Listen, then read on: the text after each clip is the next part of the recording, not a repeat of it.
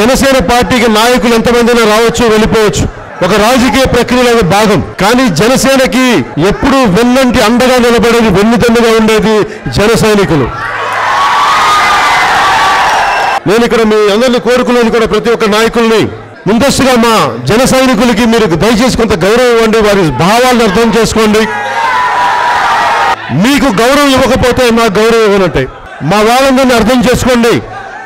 ఎందుకంటే స్వచ్ఛందంగా ప్రేమతో వచ్చేవాళ్ళు, డబ్బుతో వచ్చేవాళ్ళు కాదు జన సైనికులు. అధికార పక్షానికి కానీ ప్రతిపక్షానికి కానీ డబ్బులు ఇస్తే జనం వస్తారు. మా వాళ్ళు డబ్బులు గమ్మున అయిపోయే వ్యక్తులు కాదు మా వాళ్ళు.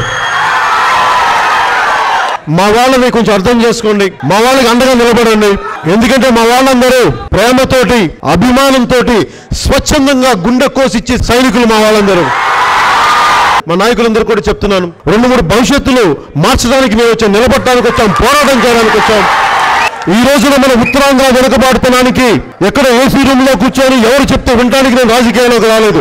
స్వయంగా నేను తెలుసుకొని సమస్యల్ని క్షుణ్ణంగా అధ్యయనం చేసుకొని మేధావుల సూచనలు, సలహాలు, వారి సంప్రదింపులు జరిపి మన ఉత్తరాంధ్ర వెనుకబాటుతనానికి జనసేన పార్టీ ఏ విధంగా అండగొండాలి, వారి సలహాలు సంప్రదింపులతోటే జనసేన మేనిఫెస్టో ఉంటుందని మీకు సవినయంగా తెలియజేసుకుంటున్నాను.